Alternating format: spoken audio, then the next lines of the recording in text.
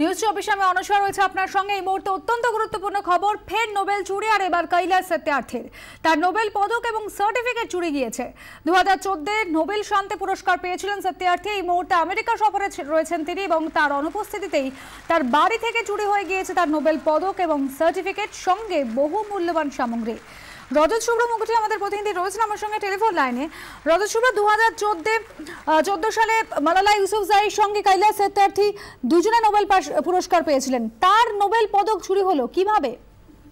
দেখো, সকালে তিনি বাড়িতে ছিলেন না, তিনি এই মুহূর্তে আমেরিকায় রয়েছেন।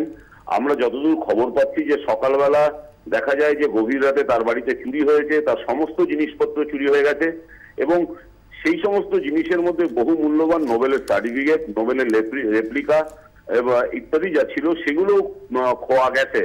আমরা সত্যার্থীর সঙ্গে যোগাযোগ করার চেষ্টা করেছিলাম, তিনি আমেরিকায় রয়েছেন, তাকে আমরা যোগাযোগ করতে পারছি না।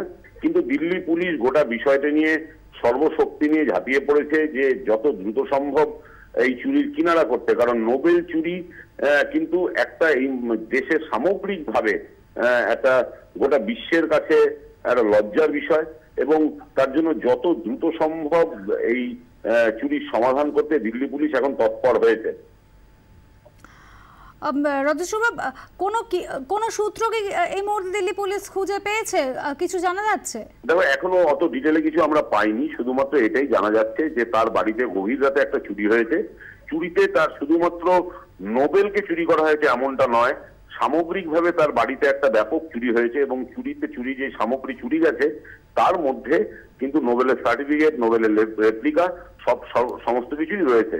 এবং দিল্লি পুলিশ যত দ্রুত সম্ভব এই গোটা ব্যাপারটা তদন্ত করে কারা চুরি করেছে, কে এর পেছনে রয়েছে, শুধু কি কোনো আন্তর্জাতিক চক্র এর সঙ্গে রয়েছে কিনা বা এটা কোনো এমনি সাধারণ চুরি, গোটা বিষয়টা কিনারা করতে দিল্লি পুলিশ কিন্তু এখন কোমর বেঁধে নেমে পড়েছে।